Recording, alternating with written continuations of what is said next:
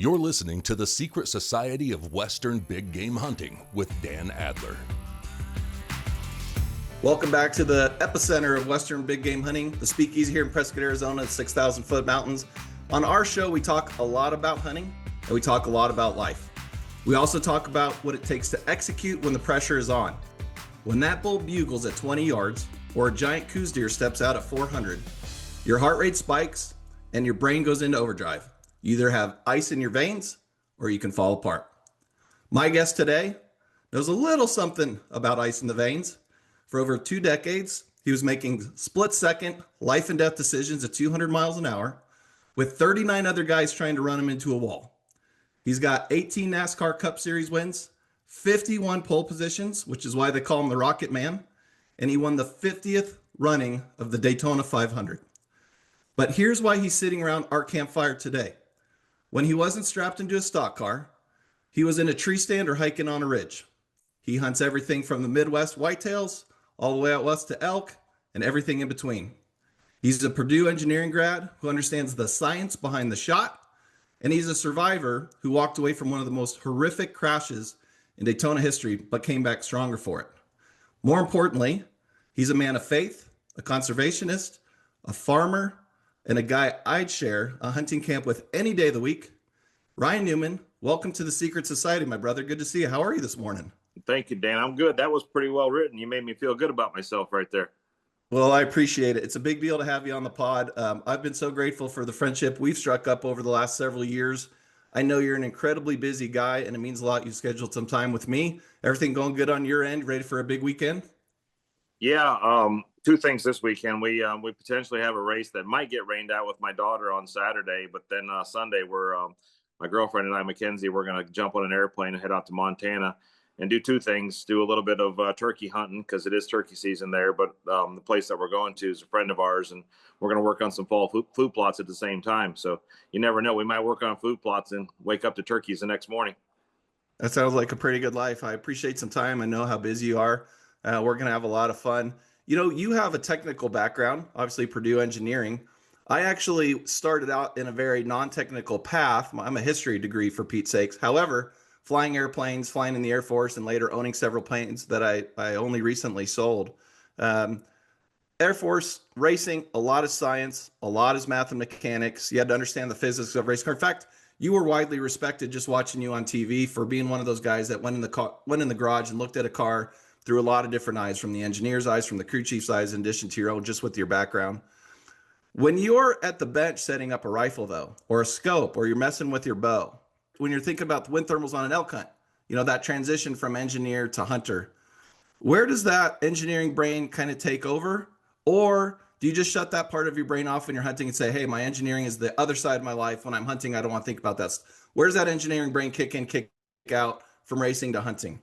So I feel like the engineering degree that I got was a diploma that represented 2 things: the education of learning, time management, and problem solving. So I felt like, I mean, we all have a baseline before you go to college of understanding history, math, English, chemistry, physics, all those things. We all have a baseline of that. But when you go to college, I think college teaches you how to get a job done with the people around you in the least amount of time so that you can go on to the next job. And that's the equation for everyday life. So to answer your question, it's the same thing when you're hunting, right? Like, you're against the window of time. You have either resources or people around you, and you think and you use logic to figure out how to outsmart an animal or animals, and harvest something in the right amount of time. And I think that that's very much the same as it is in racing. The difference is the environment. In racing, you're competing against a bunch of other people. In hunting, it's at your own pace. And your goal, you might have a 3-day hunt. You might have a week-long hunt, or a month, or months in the form of a specific whitetail at a piece of property that you can take your time and chase and not run them off. So it's just a matter of and engineering is the definition of engineering is applied technology.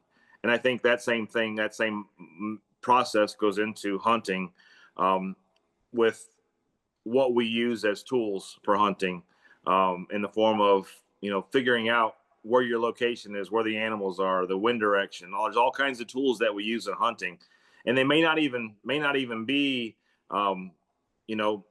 hand tools. It's using your brain to watch which way the wind's blowing, to watch which way the trees are leaning.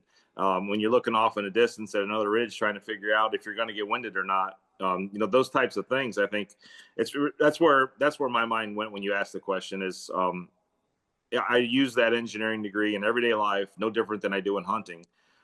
It's just a way of processing it and analyzing it, and then doing what you can to be successful. That's awesome. I know you talk about you use it everyday life. You don't shut it off. So do you feel like, can you think of a particular hunt? I can think of a lot of races that I've seen, but can you think of a particular hunt where if you didn't have that engineering background, maybe the stock would have been blown or something would have gone sideways for you? Has anything popped to mind where like, yeah, I kind of figured out a little bit of nature, a little bit of science, a little bit of physics on that one to kind of make it all come together, and you're like, that was a Boilermaker win right there. Anything like that come to mind? I guess probably the last big buck I harvested was in Missouri, and it was a tricky shot. Deer was coming at me on the levee.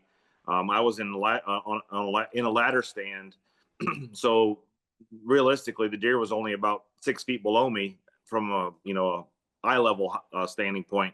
But he was walking towards me, and I did just a thought process, right, of angle, of trajectory, and hitting him in the right spot. And I had to, one of the toughest shots, especially with a bow and arrow, was quarter two. And I smoked him on a quarter two shot. I mean, I like tickled his shoulder on the way in and got where I needed to get, and watched him, pile up not far from me. So like the physics and the math that goes into, and the confidence, which is probably more important than all of it, that's the first thought I had, was that hunt there, where a lot of people would have said, no, that's not the ideal, and it's not. But, if you have confidence in your ability, then you at least try the shot. And I was successful in making the shot. Yeah, they say the most dangerous part of the car is the nut behind the wheel, right? But if you know how to use your equipment, having a bow and arrow that can do any of these angles, has all the kinetic energy, has all the physics behind it, the rifle with all the science and the angles and the left to right cannon, doping the wind, and all these different things. It really comes back to the user, right? So a guy with your confidence, your proficiency, and your practice was able to make a critical shot at a critical time on a giant deer that a lot of people wouldn't have been able to make. And like you said, the equipment's perfectly capable of doing it. You understood the mechanics behind it and got it done. That's a hell of a whitetail. Is that your all-time best whitetail? No, my all-time best was in Kansas. It was a 177. That hunt's actually on YouTube. It was one of the old Real Tree Road Trips hunts that we did, which was a pretty spectacular deer. Came in out of the plum thickets out there in the sand hills, and just kind of last. I mean, we were freezing that day. Wind was blowing, not ideal conditions. And this giant came walking in. I think he was about 19 yards, and I smoked him. But I don't remember. I don't remember how much the shaking was because we were cold, after the shot, or just the energy from the hunt itself. But it was pretty spectacular. The guy named Daniel Thomas was up with me in the tree that we filmed it, and we both looked at each other. I couldn't tell you, like I said, if we were shaking from the joy in the harvest or shaking from the wind and the cold. Yeah, I love it. And that's why we do it. That's why we love it. And that's why we're both primarily archers. We're not scared to pick up rifle, but we're both primarily archers in our life. And we both understand that shaking, that enjoy, that buck fever, if you will. Our company here, myself, I personally packed 700 combined elk, deer, mule deer, coos deer off a mountain. My back and knees would certainly know that. But I've taken CEOs, guys that are very experienced hunters and not that experienced hunters, military guys, special operators, tough guys, cowboys. And I've seen how a lot of them fall apart when that giant buck is coming in, or that bull, or that ram, or that big boar. Your handshake, you kind of forget how to breathe, and the shot can go sideways really quickly, no matter what their background is. But Ryan, you're literally wired for this, right? You're literally wired for chaos and speed. When you get that adrenaline dump, that dopamine high just absolutely dumping through your body, you've been sitting in a dead silence for hours. You could talk about even, the added drama of having a cameraman there trying to film that hunt. And then suddenly that giant buck steps out at 20 yards. How do you downshift your brain from 200 miles an hour to make the shot? What's that process like for you? Do you have a mindset ritual or a muscle memory ritual? What's that look like for Ryan Newman up 10 feet, 20 feet in a tree? I'd love to tell you that I have this special process that I do, but I think it's just a matter of repetition. I'm no expert hunter, and I'm no my list of harvests is nothing compared to so many people that are out there. But I will say that I think, and this is kind of goes back to the last answer and comment, and you touched on it a little bit, is confidence.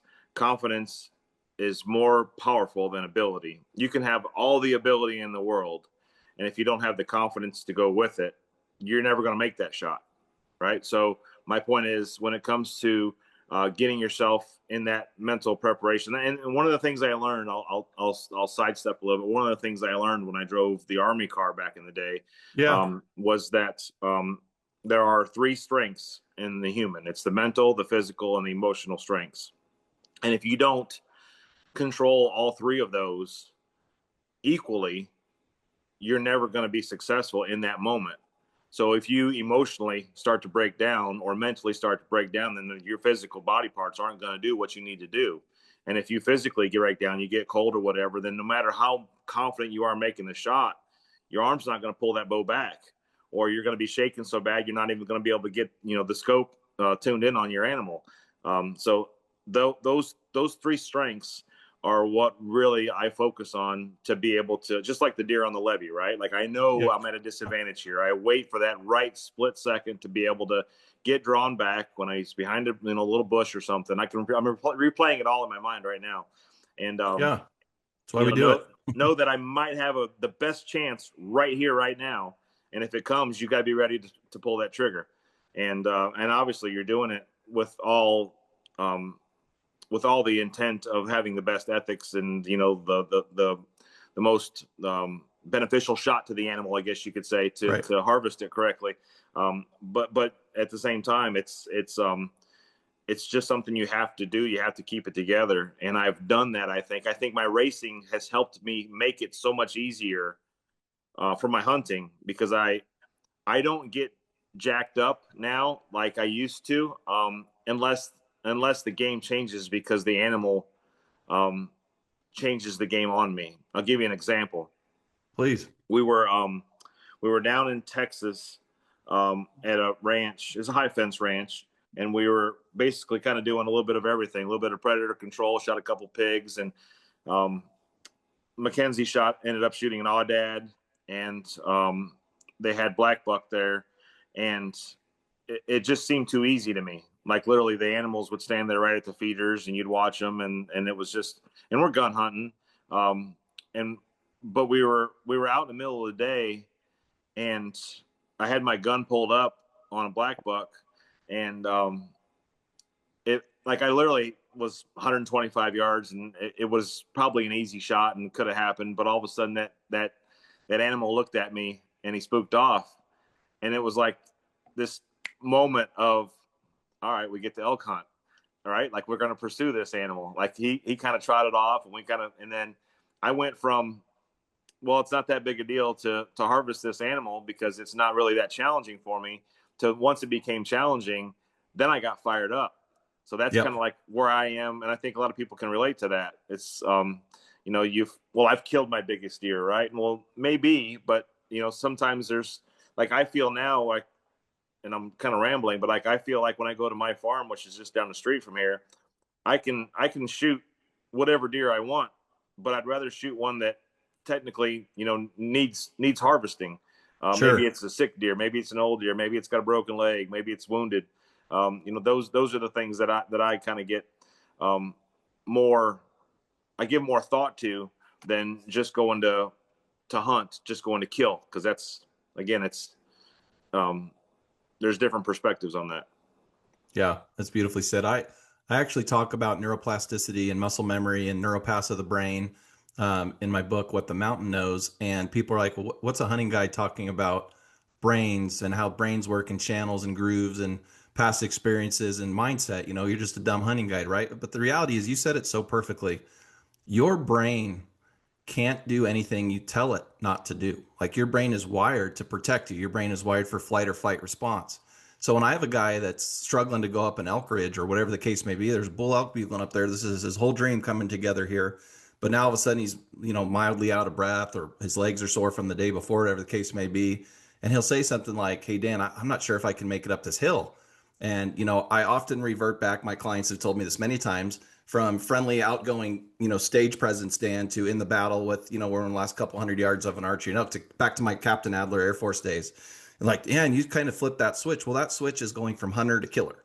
And I know a lot of hunters, but I know very few killers. They're both great guys and gals, but the guys that can flip that switch, and they can get the job done. And the reason I mention that is, when they'll tell me, I'm not sure I can make it up that hill, I just turn to my Captain Adler voice and I say, then you can't. Like, well, what do you mean? I say, if you're telling your brain you can't, your brain can't. But here's the good news. If you tell your brain you can, you can. He's like, well, what do you mean? I say, left foot, right foot.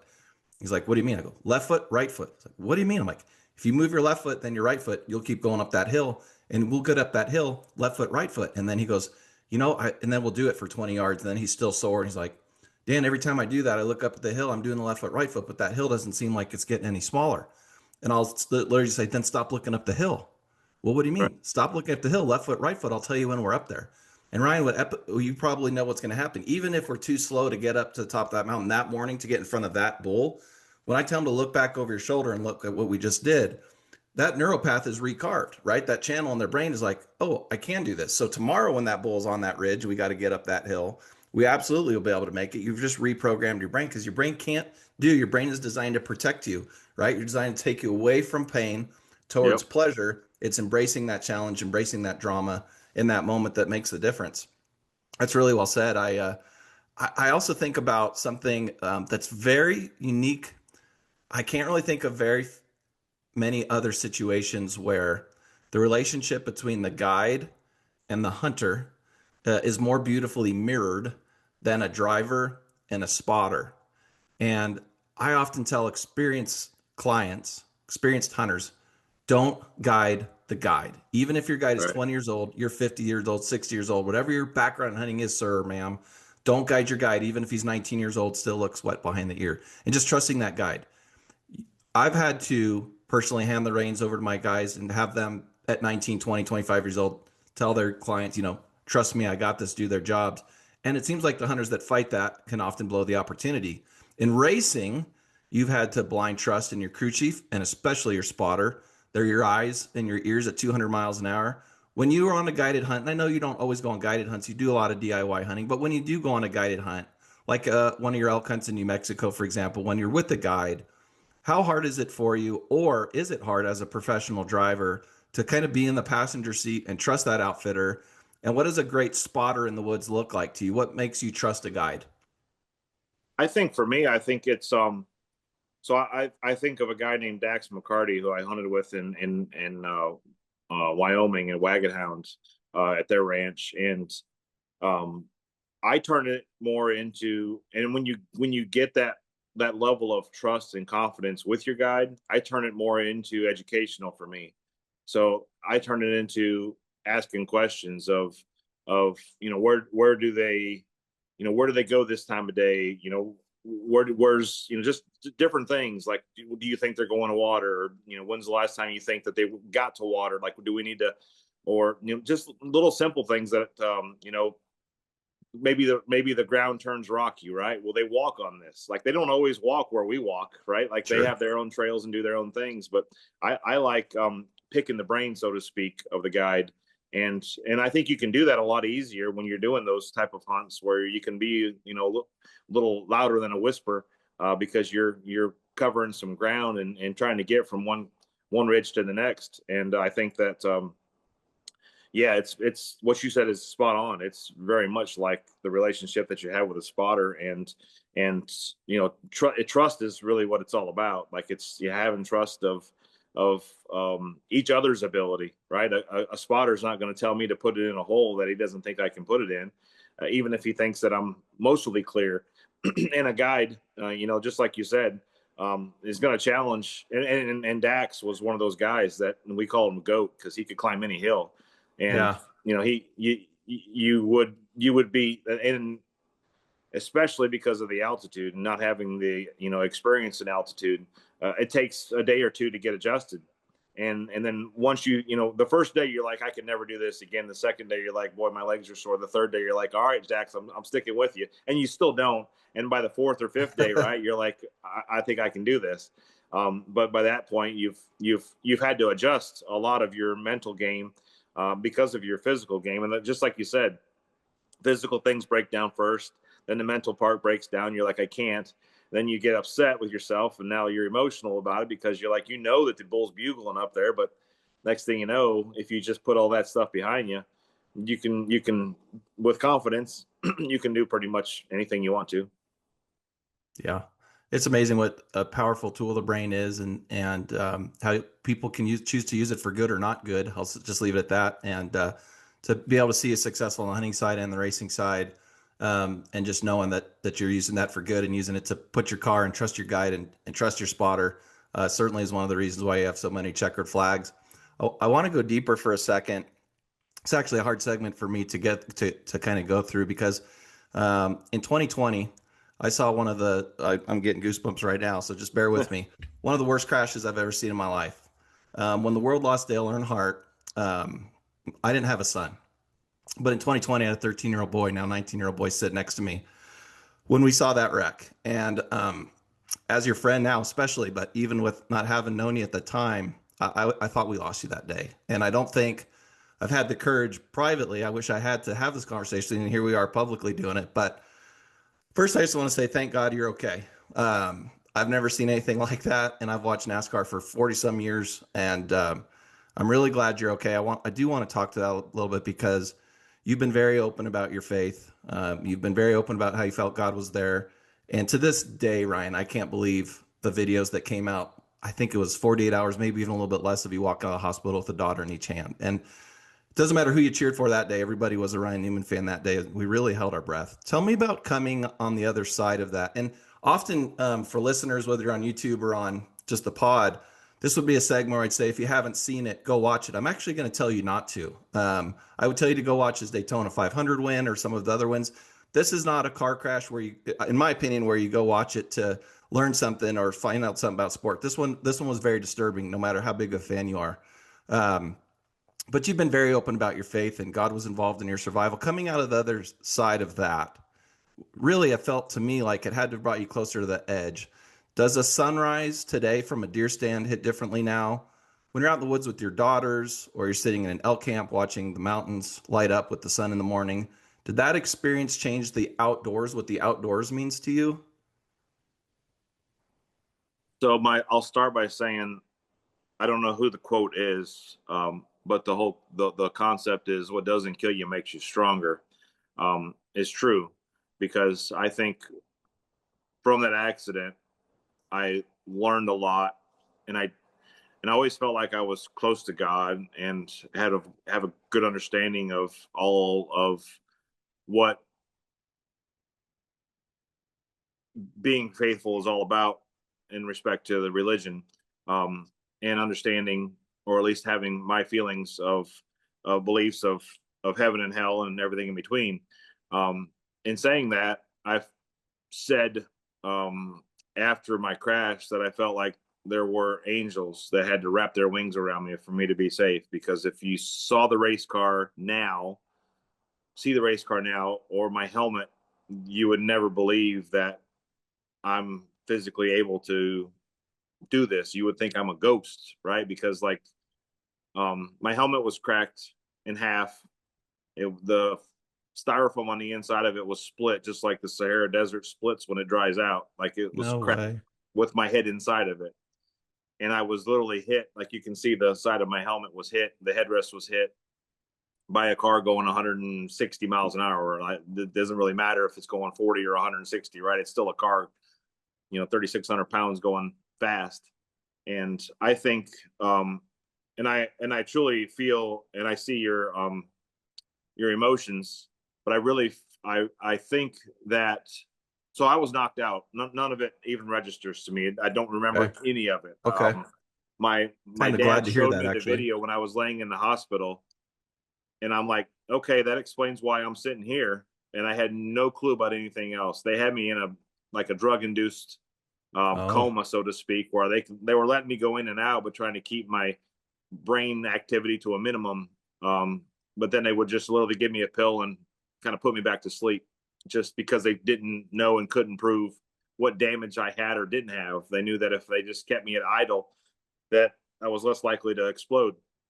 wow. Turns out I was in pretty good shape. But again, talking about the brain and how it works, there's a lot of things that we understand in the medical industry, but how the brain operates and how the gray matter works is on the short list of that. So I think that I think that I learned a lot. I changed as a person. I gained a better appreciation about life. Um, and the most important part of life is time, because we only get so much time. Money's going to come and go. Weather's going to change. Animals are going to walk in front of you and they're not, right? Like all those things are going to happen, depending on what life choices you make. But we only get so much time, and that time is not dependent upon what we think. It's dependent upon what God's plan is for us. So I have taken much more time and make my choices going back to college, right? Time management and problem solving, Sure. to spend more time with my daughters, being 50-50 with them, with my ex, to spend 100% of my 50%. And Yeah. if I'm overbearing with them, I'm sorry. It's because I Right. only got so much time with you. And the older you get, the slope, decreases significantly. Right. So I just, Amen. I feel like that, again, what doesn't kill you makes you stronger. It made me stronger by appreciating life, appreciating my family, appreciating God, appreciating, I've had people reach out to me through different church groups and stuff and do different things. And I have a different perspective on it now. Part of that's with getting older, and the part of it of getting older is because of your life experiences, right? It's not just because of age. It's because of you've experienced different things as you've gotten older. And those are the things that I've experienced. And it's not just getting hit in the head with a race car. It's about all the other things that, make you a more mature, more experienced human the older you get. Yeah, I did not know, and I followed you closely. I didn't know about the helmet being snapped in half. But Yeah. I have seen It, recently. it broke in half right in front, and then they cut it. They cut it so they could pull it apart, and almost like taking a shell off of a hard-boiled egg so that they could keep the shell whole. Oh They my cut it gosh. after it was broken half, but don't know how it ever got broken half. And it was broken half front to back on the foam, and I was hit on the side, but my steering wheel was folded in, and I have no recollection. And the cameras didn't take. It was too dark for the cameras to actually work inside the race car, because they do have onboard cameras, Yeah. but it didn't show a good enough view of what actually happened. Obviously, I came forward, it hit the steering wheel, but I don't know what all happened in this series of events that triggered everything to be the way it was. But what I was going to say earlier was, I think, in talking about your emotion, the call it the 14 minutes after when I was hung upside down and stuck, and they put the curtains up, Yep. it changes your perspective. And because like you right, like go back to the emotional strength, right? You're like, you think the worst because you're seeing these things that don't typically happen in a crash, and you start to think and make stories in your head. And luckily they weren't true, right? Like luckily, Thank God. the angels wrapped their wings a little tighter and held on to me, and kept the 15 minutes of being upside down. I got a pretty big head, but I can promise you that all that blood's not supposed to be in there.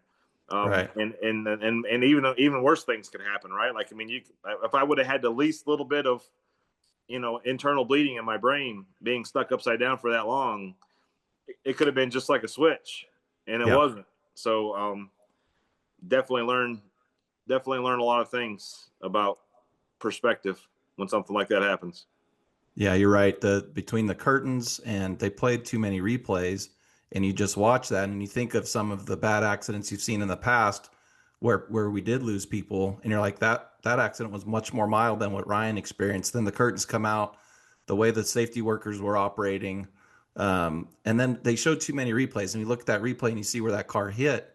You're like, this is you know, I don't even want to say it. What we're thinking. There's no way. Right. There's no way. There's no way you can live through that. Right. Like there's no way. And there's certainly no way you're walking out holding hands with your daughters a couple of days later. Yeah. Didn't some safety, is that one of the new escape hatches from the roof? Is that one of the byproducts of your crash? They added another bar. Yep. Basically strengthened the cage on the left side, if I remember right. My Talladega crash from a few years before, They added another bar across the front side of the cage, which was the first Newman bar, but they've got a Petty bar, they've got an Earnhardt bar, and now they've got two Newman bars. So I guess you've been their test. You've been there. Yeah, you've been their crash test guy. Yep. Oh, that's amazing. And I'm glad. Talk a little bit. Yeah, man. I could probably do a 2-day podcast with you just about the mindset and everything, walking away from it. But just so glad you're here. So glad we're having this conversation. I know also, you're still actively racing. We're going to talk about that in a minute. But I know a lot of your, I don't want to call it downtime. You don't have much downtime, but and I know hunters are conservationists. And what a lot of the non-hunting public doesn't know is that a lot of the funding for the programs they like, even our brothers and sisters, I'm a fisherman, you probably are too, in fishing, but the bikers, the recreational mountain bikers and cyclists, the RVs, the general camping public, 90% of what they're doing is paid for by hunters, because our self-imposed taxes and our fees and our licenses cost more than just to go camping for free, to go RVing for free, or to go ride your bike. So we know that a lot about conservationists. I saw a story, and I know you've got some elk. We've talked about your farm. I've heard a little story about a bull elk named Doc. He was kind of a troubled soul during the rut.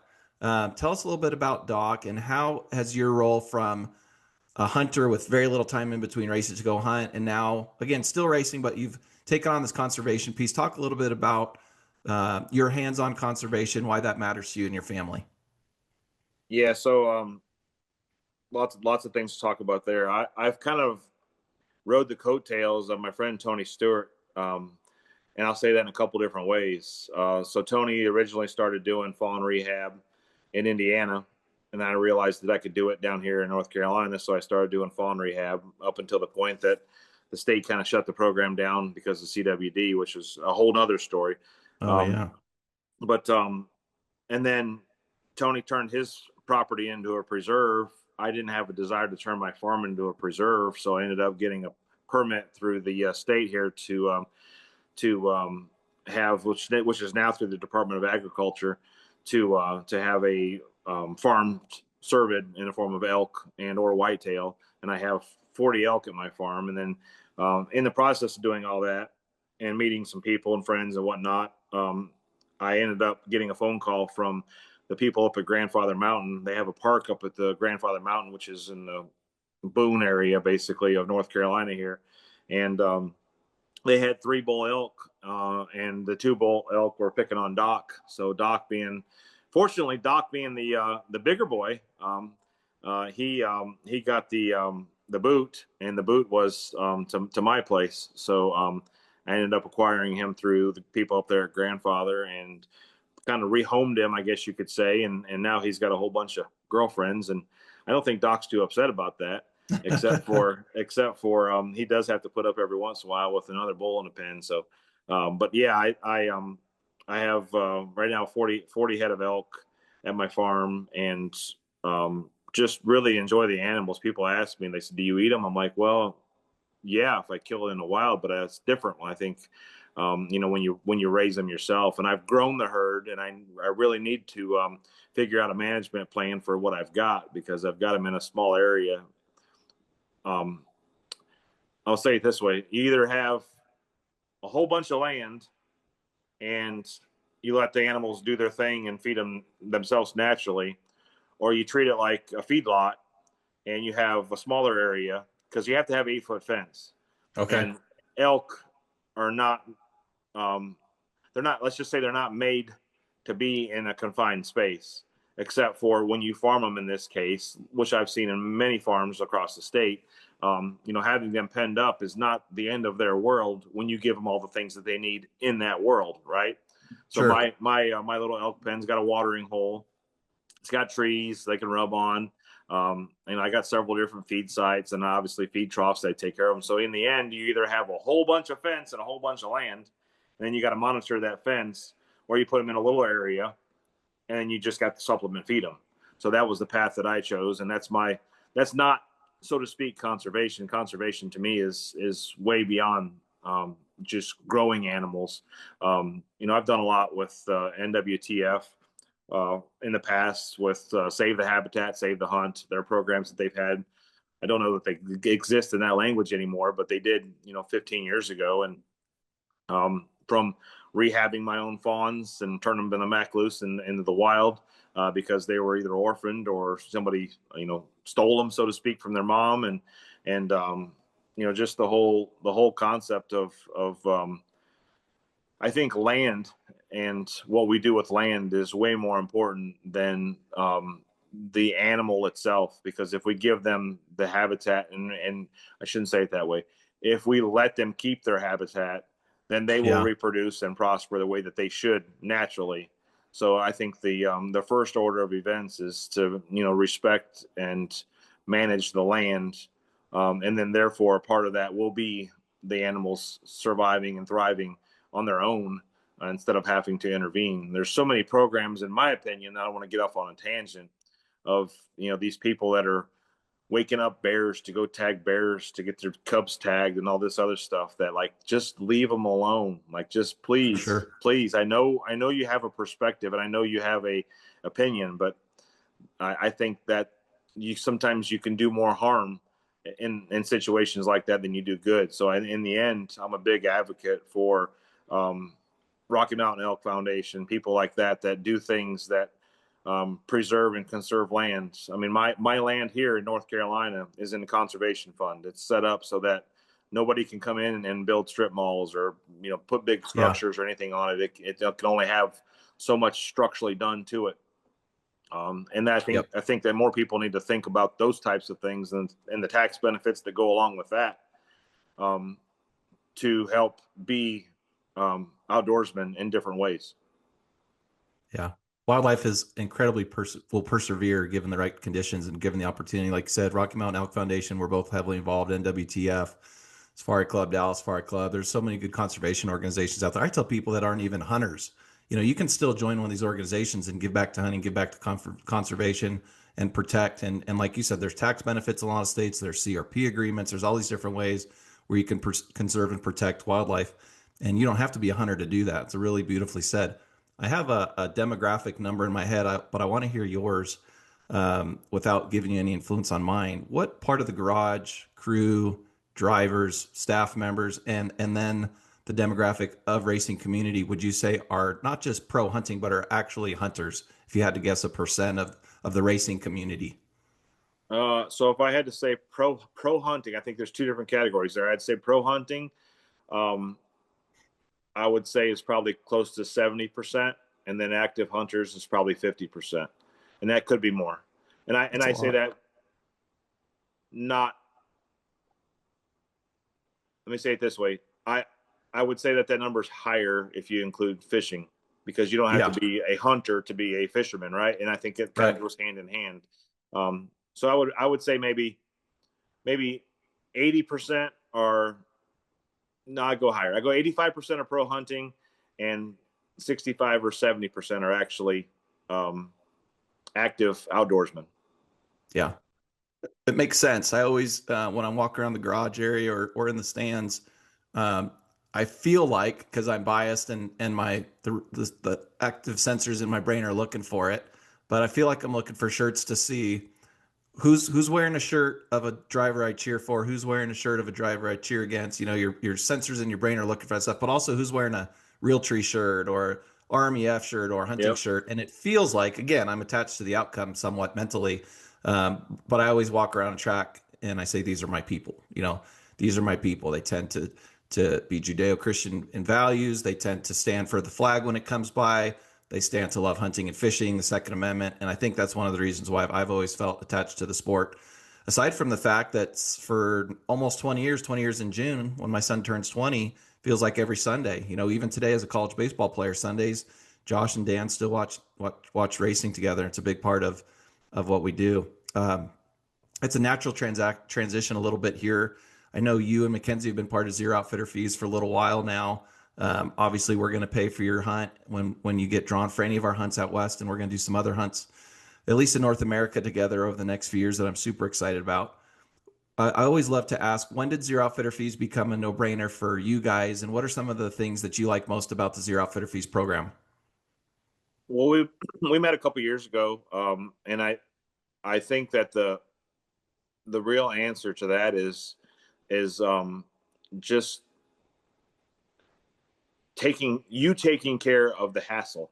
But I think ultimately it's just a matter of time and hassle and paperwork, and what Zero Outfitter Fees does is simplify all of that. You still have to go through some of it, but what you do to your customer service, right, so to speak, like go back to years and years ago where people would talk about customer service. Your customer service to the hunter is really what it's all about, and simplifying and opening the eyes. Like you know as a group how to handle it and what's available, and just really simplify it for the outdoorsman. And then in a lot of cases, I mean, and and a lot of people do know that there's no guarantees in what you do, right? Like you're still working off of point systems, you're working off of draws, you're working off of things like that Sure. you still have to plan around. But your customer service that goes around that, and working with the outfitters and making it simpler for the hunter is just amazing. And that's one of the things I felt like was like, man, that's 100% worth it, and it's appreciated. Yeah, it's been really fun. For me, that program started in 2019, having met a coal miner who's trying to figure out he was 21 years old, how in his lifetime he was going to get out west to hunt elk. He works in West Virginia in the coal mines, and to see where we are in just 7 years with that program, 21 years of outfitting, but only 7 years in the ZUF program, to see the difference it's made for literally hundreds of hunters out west, and to give them that leverage of not having to worry about draws, and to know that their hunt's paid for. It's been really fun, and I'm honored. My wife and I are honored to have you guys in the ZOF family.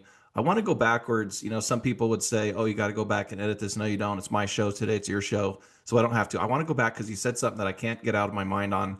I saw, and it was one we were talking about. I didn't even know that your helmet had cracked, but I saw a video recently of you with the car talking to somebody next to the car. And that was a very chilling moment for me. Is that car at your place? Is it in a museum? No, it's it's literally right there in my shop, outside the house here. And the guys at Roush asked me if I wanted it, and I said, yeah, I'll take it. I mean, like, I don't know that I'm going to do anything with it, but I tell people that there's not many things, and I think it's a unique tool for me in life to have something that gave me so much pleasure, and at the same time, was so close to taking my life, right? Like, I'm sure that there's hunters that have that story. I don't have that personal story, right? Like of, twisting your ankle on top of the mountain, or having a mountain lion, track you down or whatever. Like I don't personally have that story, but to me, that's that story, right? That car Sure. was 100 yards away from winning the Daytona 500 in 2020. And literally ended up on my roof for 15 minutes, knocked unconscious. And then COVID hit, and I never knew what was going to happen again, right? Like I never even got back in a race car until post COVID, and we had no idea if society was even going to exist, after that race. So it was a lot of challenges for me at that time. But yeah, I have the car, and it I guess it's kind of like a very expensive conversation piece. Does it, when you walk by it by yourself, I'm picturing myself walking through my garage, or walk around in my backyard. Does that, when you walk by that car, I mean, it's become the norm now. It's part of your house. Does it bring up any mental or emotional response when you walk by it, or is it just There's there, just there's nothing there. It's nothing? crazy how your brain works, but like I know and I feel the significance of what happened on that day, but there is no memory of what happened to me physically. Like Okay. it doesn't exist like that. It's like deleting a part of your hard drive, Okay. and it's just there's no feeling that goes along with it from that moment. Now, and that's why I say I feel like, you know, looking from where I sit today back to 2020, my life changed, Yeah. and my life and I have different perspective.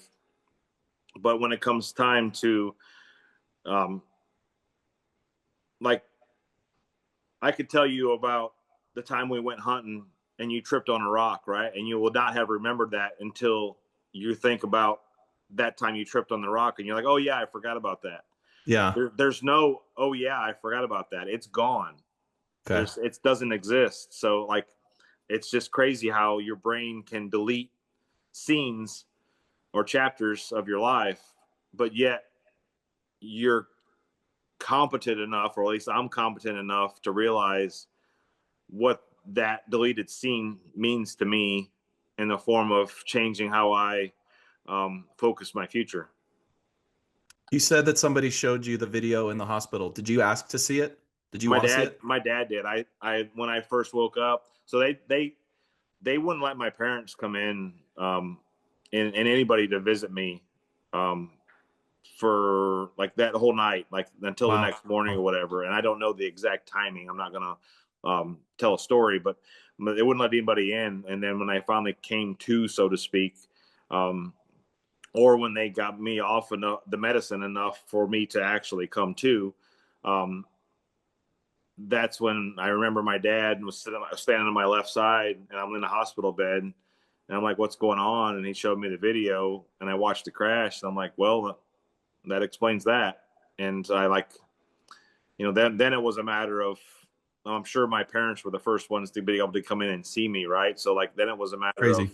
all right, what's wrong with them, and what we got to figure out here. Like, is the left side of the brain talking to the right? Like, I mean, but I was fine. Like it was kind of crazy. Like I can only say that God had something to do with it, right? Like how can Amen. that have been the I the don't know. the series of events? How could that have been like that had God not been involved? Yeah. My answer is I don't know, right? I mean, it had to Right. be involved. There Yeah. is no answer because that is not something that Right. you walk away from a couple days later. You're a very unselfish man. You're a very giving man, but I want you to be very selfish here. I want you to be very open with the whole world here as we start to wind down. You are still racing. The world needs to know that. A lot of people know that, but please tell us everything you're up to in the racing world, but also where can people connect with you, whether it's your socials, YouTube? Give us the scoop on Rocket Man. Where can everybody find Ryan Newman in 2026? So I'm still racing, mostly modifieds. I will race the Little 500, which is a pavement sprint car race here at the end of the month, end of the month of May. I'll be doing some dirt racing, probably up in Minnesota. Some pavement modified, different kind of pavement modified. My daughter and I, my two daughters, 15 and 13, Brooklyn and Ashlyn. My oldest daughter races, so we're going to race against each other a few times this year, and that's never happened. So that'll be May 16th at Berlin Speedway, then again June 3rd at Owasso Speedway, and we'll probably do that a couple other times at a couple different tracks. But I see my daughter's desire in racing, and I want to give her the opportunities that my parents gave me. So I'm trying to play catch up, I guess you could say, because she started when she was 10. I started when I was 4.5. Yeah. But she's got a lot of ability. She's got a lot of desire. So giving her those opportunities through my friends and acquaintances who have trusted me over my career to know that I can jump in a race car and hopefully not tear it up and put on a show for some fans. Yeah. Similar to like what you said, for for us to be able to go hunting sometime and have somebody come along with us and be a part of it. That's a different experience, a different angle of perspective for a hunter or for a fan. And my social media, I don't even know my handles. I think it's Ryan J. Newman and Ryan Newman 1977 or something like that. But my girlfriend Mackenzie, she handles all that stuff for me, and we do all our posting for our sponsors and partners, and people that are a part of our lives, and in the life that we share, or that we feel like we need to share on social media. Social media has its time and place, and just like this, it's amazing what you can share when you open up and give some perspective. Yeah, I love that. And I hope all you guys are following him. He's a better man and father than he is even a race car driver, and he's a champion in life in both. I've been speaking from stages outside the hunting community a lot on identity. It's been something that I did a couple speeches on, and then it kind of caught fire like some of those things do when hopefully you're doing a good job. For me, when I came out of the Air Force in 2005, I was a captain, I was an officer, I was flying airplanes.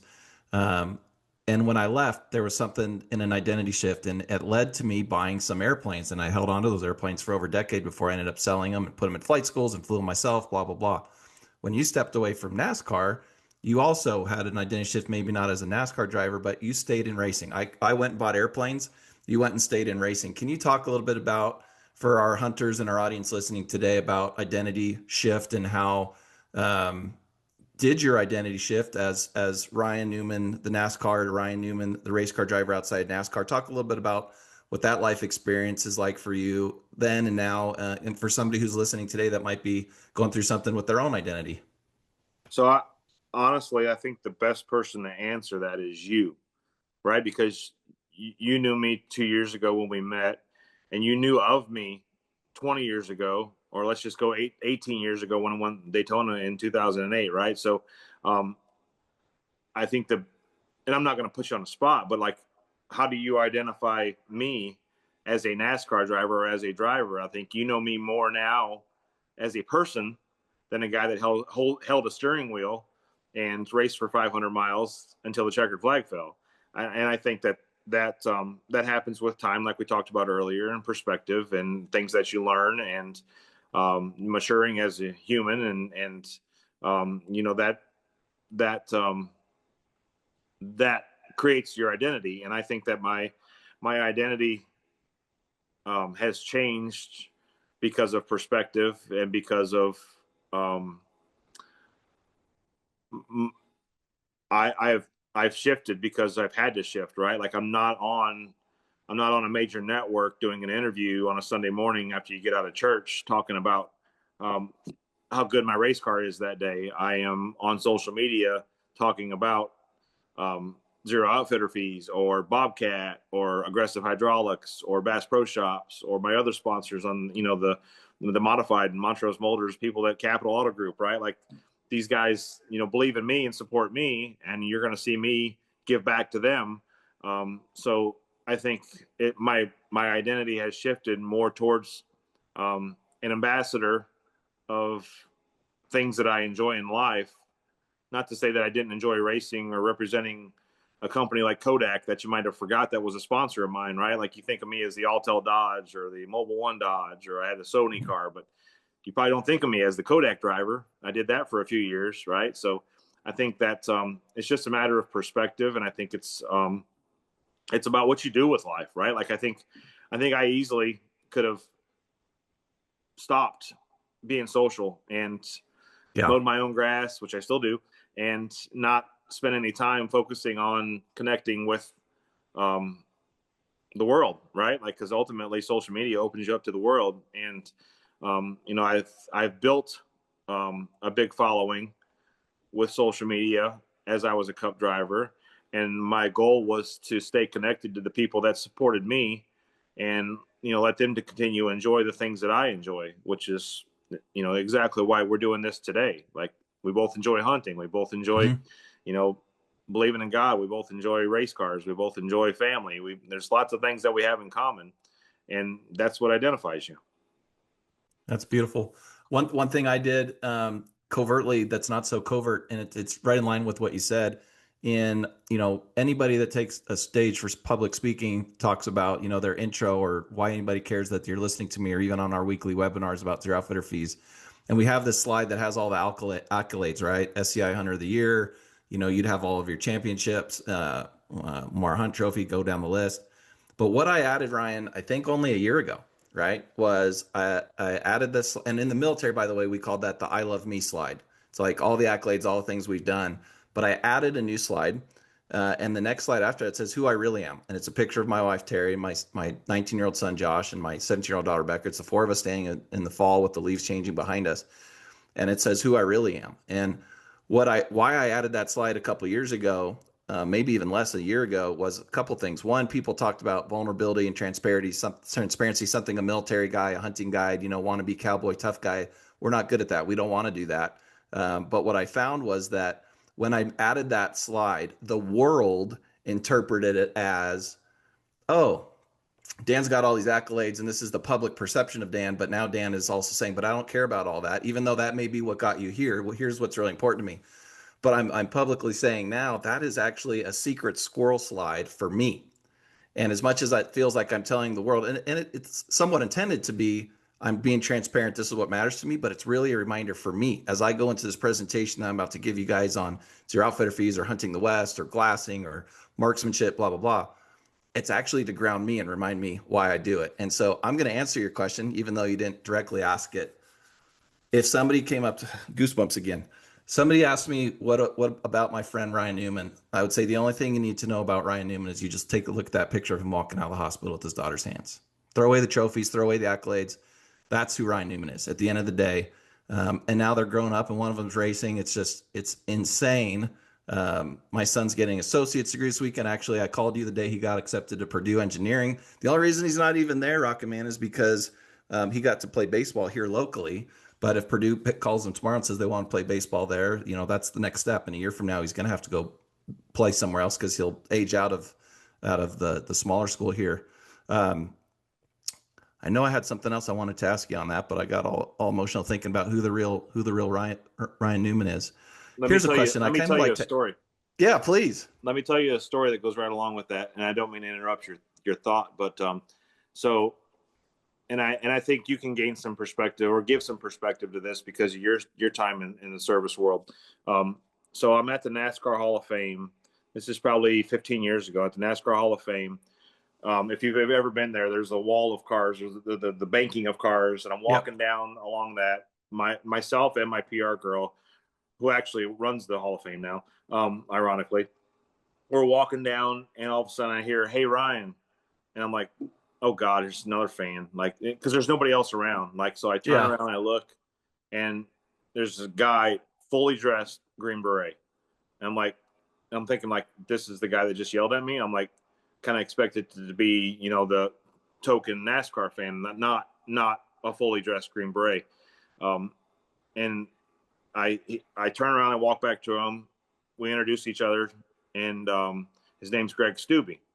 Greg Stubbe looks at me. He goes, "Big fan of yours." I said, "Well, I appreciate it." I said, "Thank you for your service and what you do." And we exchanged small talk, and he goes, "I just want you to know something." I said, "What's that?" He goes, "You're who we fight for." I said, "What are you talking about?" I said, "When we go across the pond or whatever we got to do, you are the mental picture of the father and the family and the person of who we fight for." And I'm like, and it gives me goosebumps now, just like you get, to talk about it, because I'm like, I've never fought that fight. I don't get that perspective, but the way he delivered it to me was amazing. And Yes, sir. It makes me appreciate, like I thought I appreciated him before, but then I really appreciated him as a human, as a service member, as a fan, as a friend. And now we've got this great relationship that, we've kept over the years because we enjoy each other. And he's an outdoorsman. He talks about going hunting and fishing. Now he lives up in Maine, and literally just connected him with the Capital guys. He's got a brand new truck. Stuff like that you always will remember. And I just talking about identity, talking about the things that you're talking about.